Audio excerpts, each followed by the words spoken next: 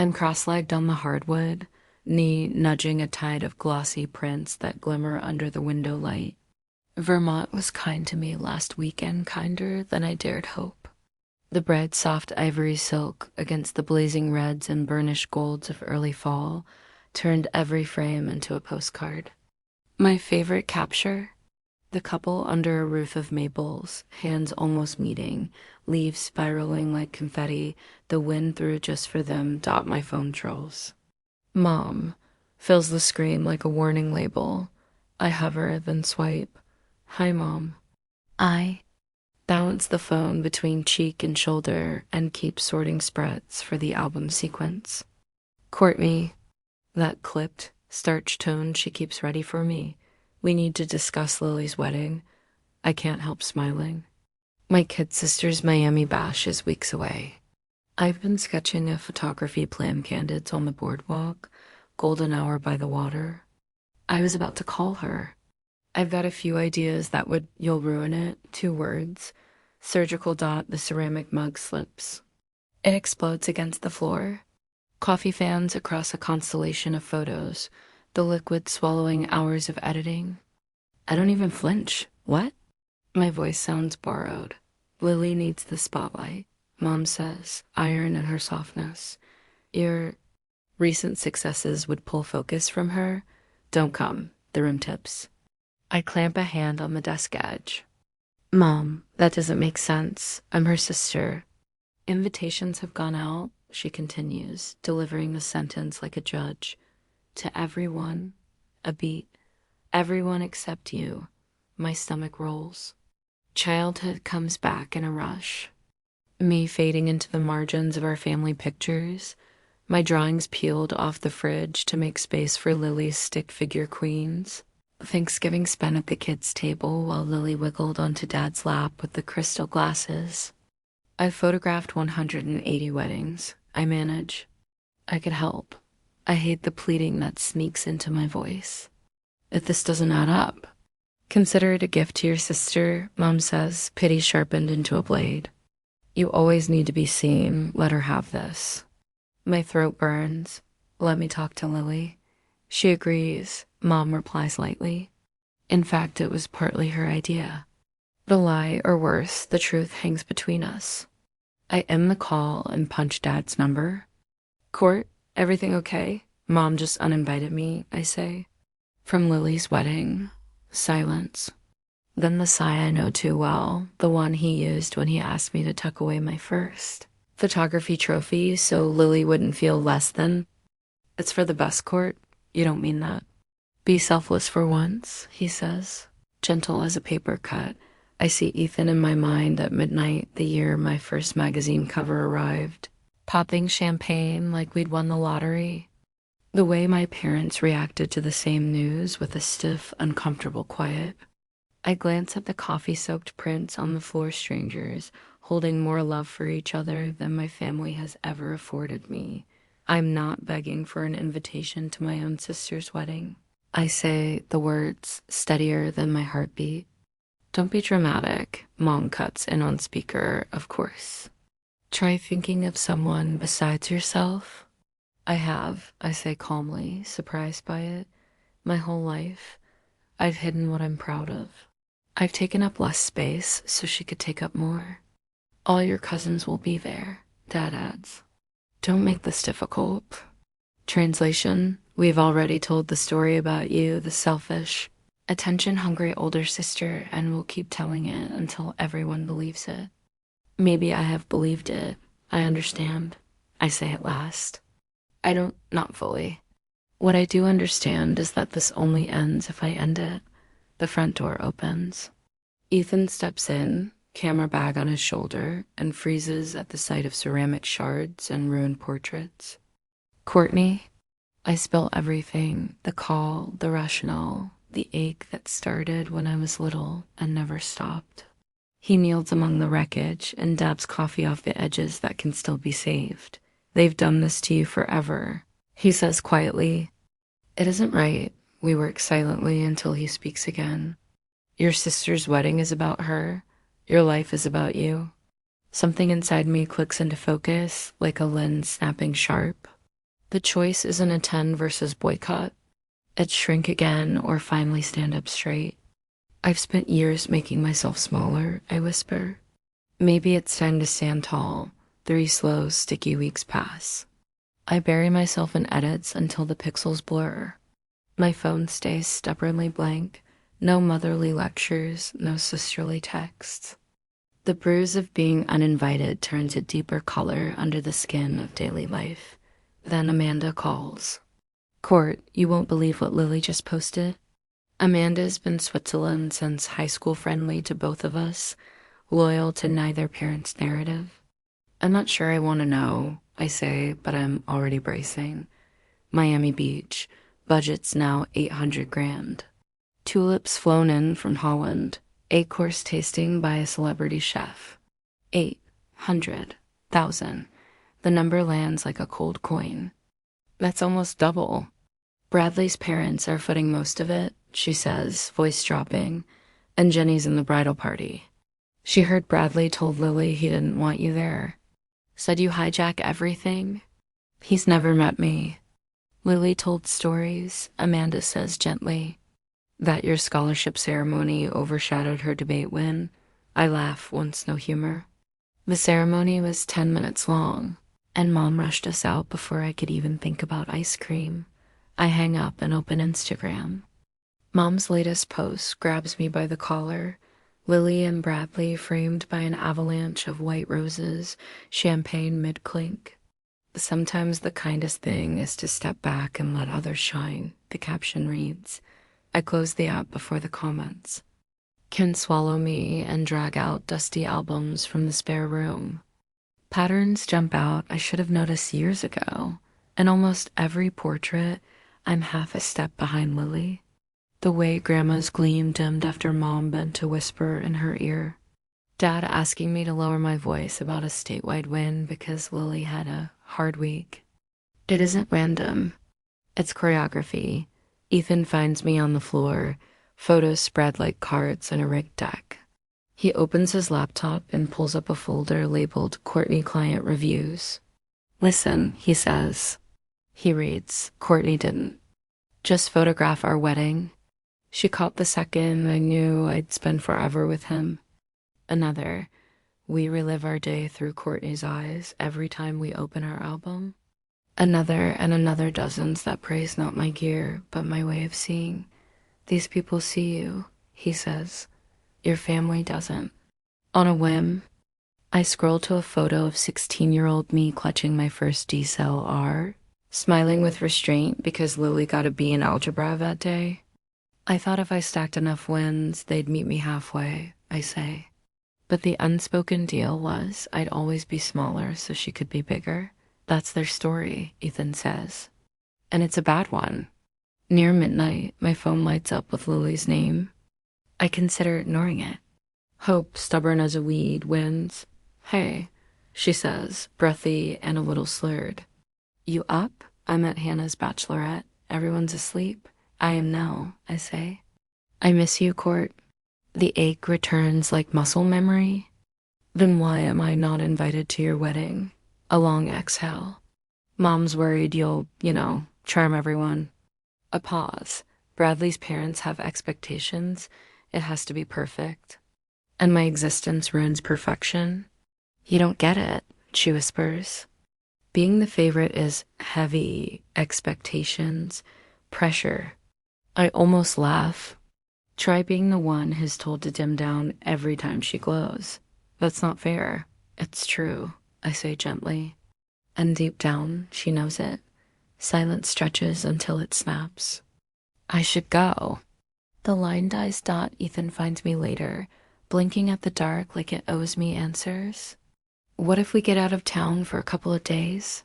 He asks, drawing me against him. Give your head some sky. The night after, we meet. Sophia and Michael, photographer friends who've seen me at my best and worst. I don't share the whole saga, but judging by Sophia's face, word travels. Your family can't handle your light, she says, stabbing the pasta like it deserved it. So they dim it. This isn't about winning, Michael adds. It's about rewriting the caption under your life. How? I ask. Live well, make something true, Sophia says. That's how. We walk home under a thin veil of stars. The air smells like rain and new beginnings. They're right, I say finally. If I keep chasing their nod, I'll keep folding myself smaller. Then stop, Ethan says simply, taking my hand. Stand tall. I tip my head back and look up that narrow ribbon of sky between buildings. Quiet, certain, mine. For 27 years, I've been following family stage directions from across the country. I'm done taking cues from a script I didn't write. I'm done shrinking, I say, and the words fit like a well-tailored dress. A week later, we're in a cedar-scented rental near Lake Chelan because Ethan insisted I needed water, distance, and a horizon to think straight. While I shoot the sunset, he waves me inside and turns his laptop toward me.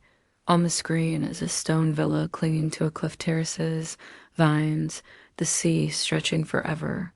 Giovanni, he says, the director from that Milan documentary.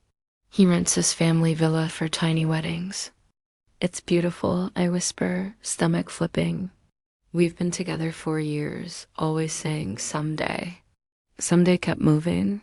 We've been postponing our own happiness, waiting for your parents to approve of me, of your work, of anything, Ethan says, not accusing, just true. What if we stop? He scrolls to a calendar.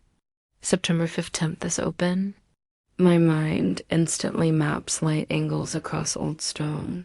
Golden hour, there would be magic. That's a month before Lily's wedding, I say cautiously.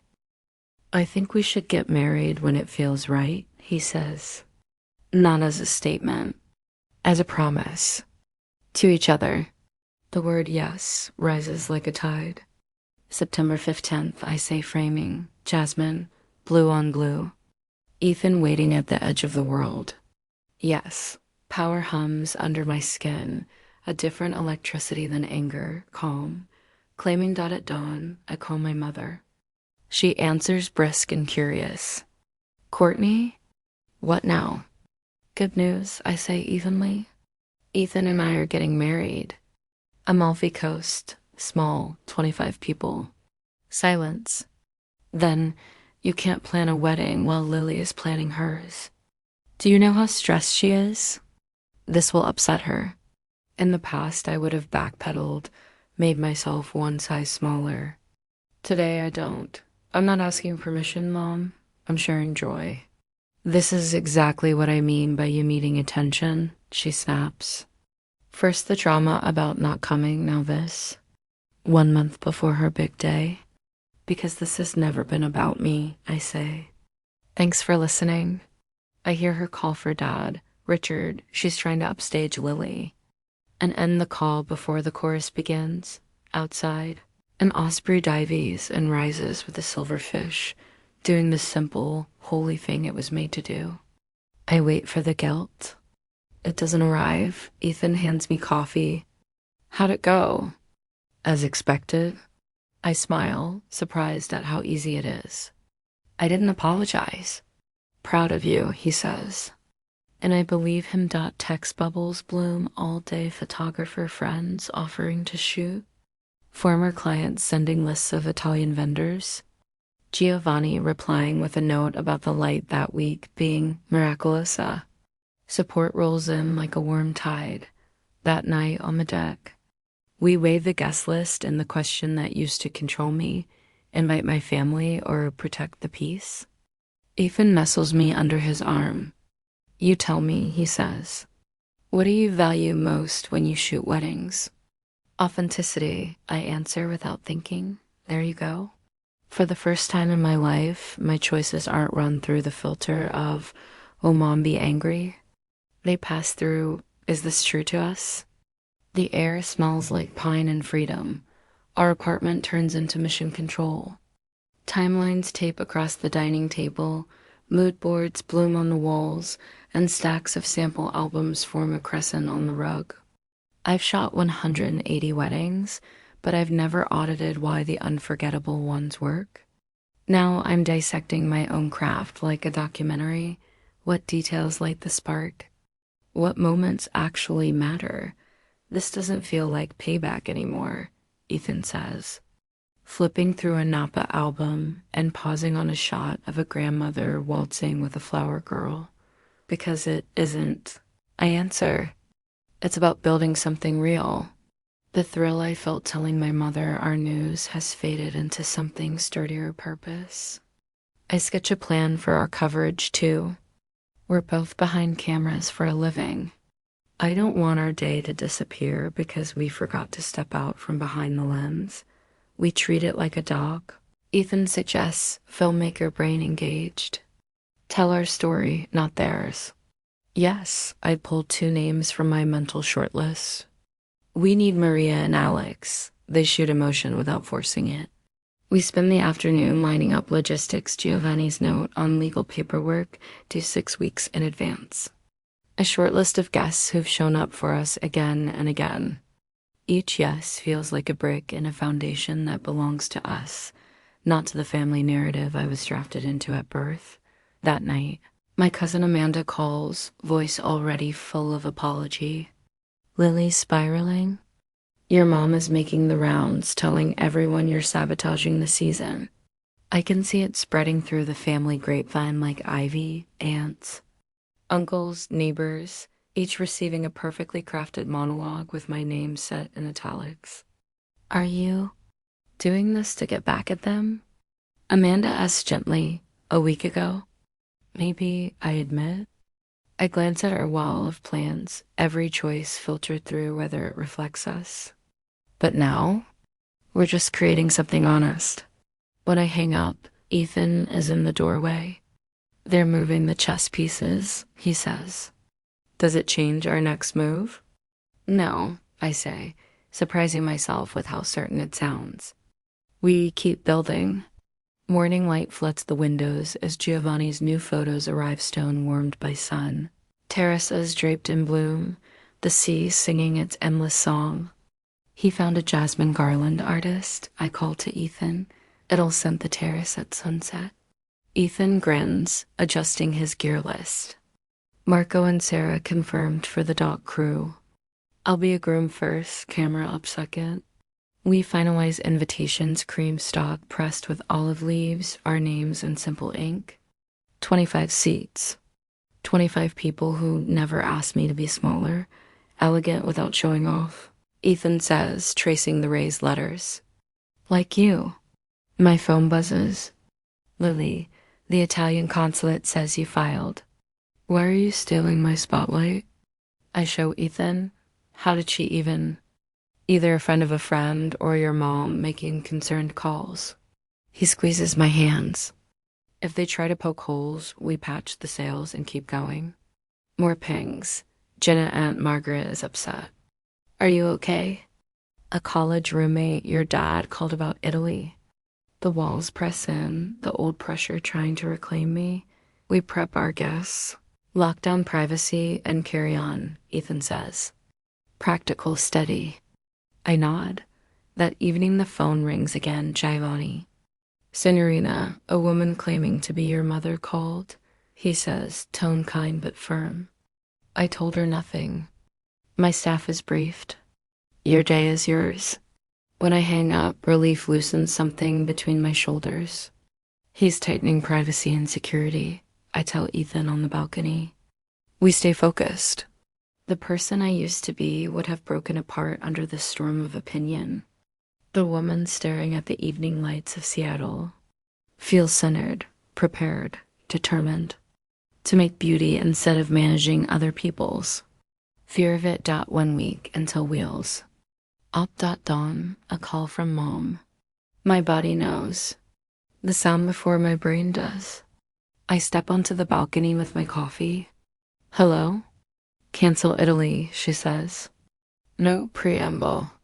Just a blade. That's not happening, I say. Watching a gull ride the wind like a kite. If you do this, you're out of the family. Her voice vibrates with fury. I'm marrying the person I love in a place that means something to us. How is that about you? Dad's voice cuts in, the speakerphone chorus assembled. You've always been selfish. This proves it. Then the new tactic. Lily's been hospitalized with anxiety because of you, Mom says. The doctor says the stress could have long-term effects. I almost dropped the mug. That isn't true, I say quietly. She posted bachelorette yacht photos 3 days ago. A beat. She forced herself to go, Mom insists. Switching lanes without breaking. Texts begin arriving mid-thread. Rachel, are you really doing this? A neighbor.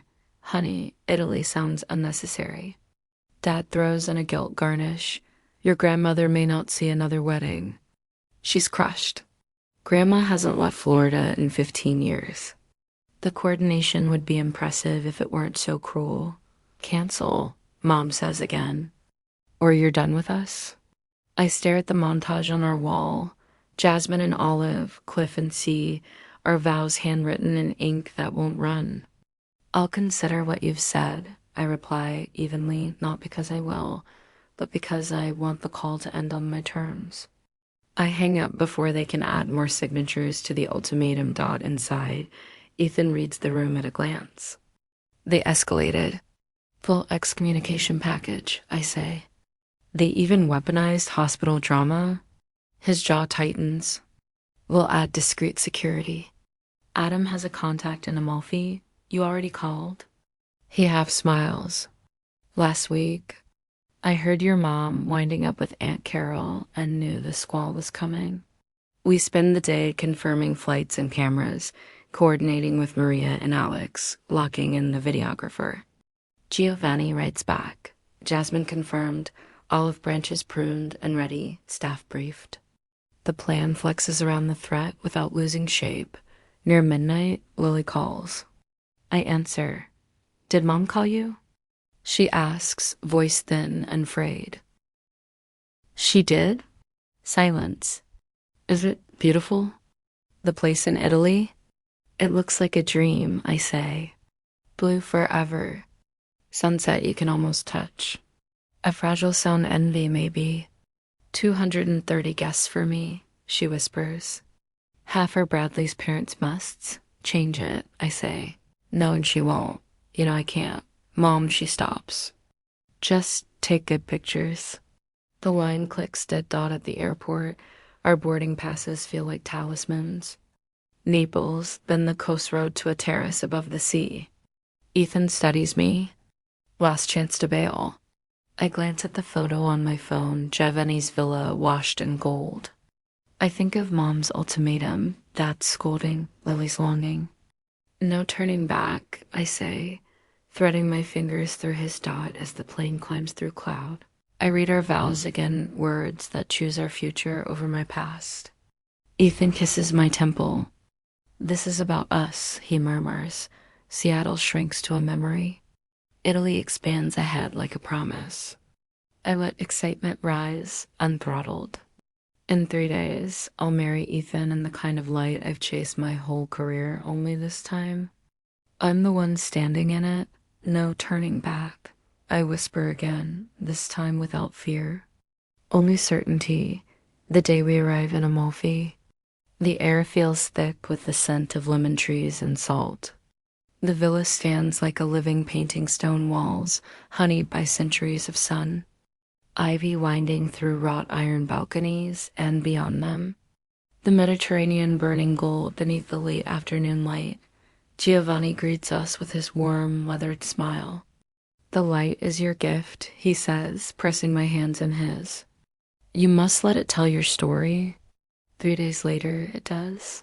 I stand on the terrace of Giovanni's villa, breathing in the jasmine that curls through the rails. The September sun dips low, gilding every leaf and petal. My heart beats in rhythm with the tide far below. Ethan comes up behind me, his arm looping easily around my waist. Everything you hoped for? He asks. Better, I whisper, eyes tracing the horizon. I photographed hundreds of couples at this exact hour, their faces bathed in what we call golden mercy, but standing here now, it feels like the first time I've truly seen it. Behind us, 25 chairs face an arbor woven with olive branches and jasmine vines. Giovanni beams as he moves among our guests. Perfetto, he tells Ethan. 40 years I filmed weddings here today. The light listens. Maria and Alex are already in place, cameras raised but respectful, shooting from opposite corners of the terrace to capture both intimacy and scope. They know my philosophy. No poses, no perfection. Just truth. 10 minutes, Marcus calls, adjusting the documentary rig. Sun's dropping fast. I slip inside the villa where my dress hangs by the open window, a simple silk gown that ripples like water when I move. Not a fairy tale costume, but something that feels like me. Honest, clean, luminous. I think about all the brides I've watched tremble before stepping into the light, and suddenly I understand every tear, every nervous laugh. When I walk back out, the guests rise. Familiar faces, friends who clapped the loudest when I succeeded. Clients turned confidants, peers who saw my worth long before my family ever did. Their smiles mirror the version of myself I fought to reclaim. The guitarist strums the first notes of Northern Sky by Nick Drake, not the traditional march, something quieter, truer. The song Ethan and I found on a foggy road trip, the one that played softly while we planned our future on napkins and caffeine. I walk alone. No one gives me away because I was never anyone's to give. Ethan's expression as I reach him isn't the polite awe of a groom, admiring a dress, its reverence, recognition, love without apology. The officiant's voice rises gently over the sea breeze. Marriage isn't the merging of two stories, he says, but the act of writing a new one, line by line, together. Ethan's vows come first. His voice doesn't shake. I promise to see you, not just look at you, but see you. To celebrate your victories as my own. To build a home where your light is never dimmed.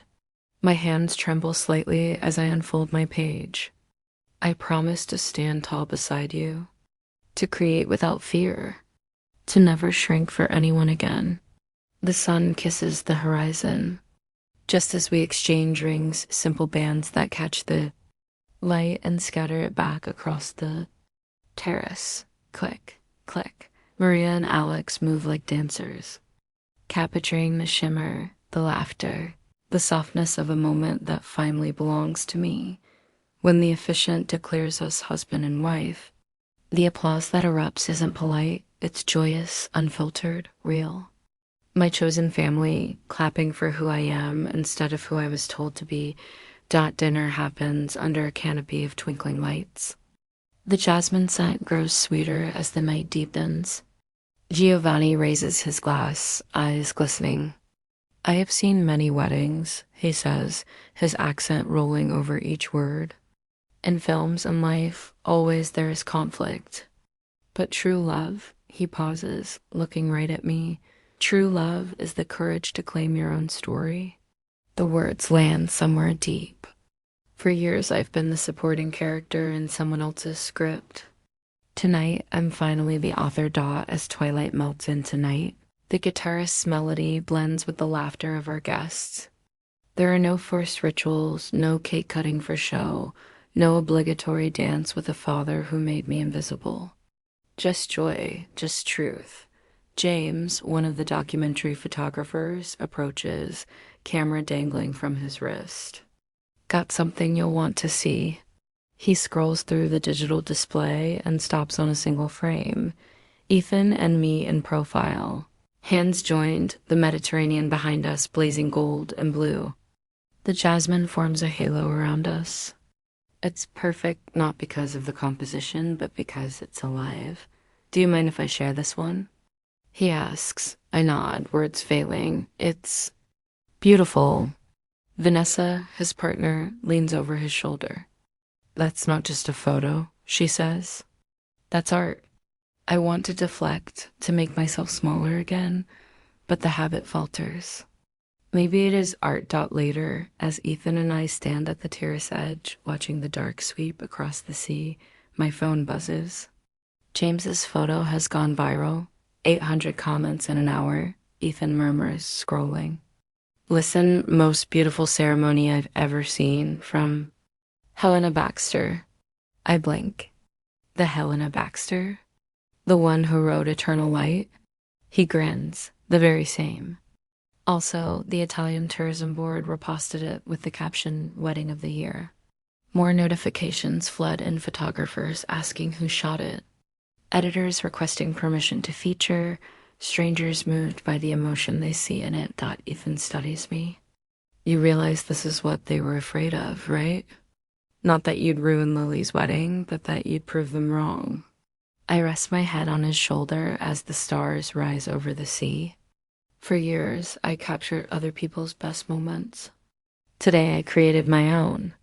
Marcus, still filming, passes by. You two just rewrote what authenticity looks like, he says. Giovanni joins us, his face peaceful in the dim glow. You have honored this place, he tells me. Many come to take beauty from Italy. You have added yours. Before midnight, James rushes back, excitement radiating. Courtney, the photo hit 1 million views. InStyle commented they want your contact. I scroll through hundreds of messages, some from clients, some from family members who once believed the worst version of me. Cousins, aunts, even an uncle who never returned my calls, now sending words like proud, beautiful, forgive me. But I no longer need their approval. The real triumph isn't the viral fame. It's the freedom in knowing I no longer chase validation. This day, this image, isn't about revenge. It's about reclamation. As the night winds down, Ethan takes my hand and leads me away from the laughter, down to the villa's lower garden where the world grows quiet. Olive branches shift gently in the wind. How does it feel? He whispers. I take my time answering. It feels like stepping into the best photograph I've ever taken, I say, watching the stars scatter across the sky and realizing I finally belong inside it. 6 months later, morning light pours through our bedroom in soft gold. My phone vibrates beside me, emails from Bridal Vogue, Harper's, Weddings and Beyond, all requesting interviews about what industry blogs now call the Amalfi Revolution. The photo that started it all still hangs framed above my desk, Ethan and me hand in hand, the horizon on fire behind us. That moment changed everything. Ethan rolls over, hair messy, smile lazy. Still can't believe it, he says. You viral. You Netflix contract. He nods toward my open laptop where a proposal glows.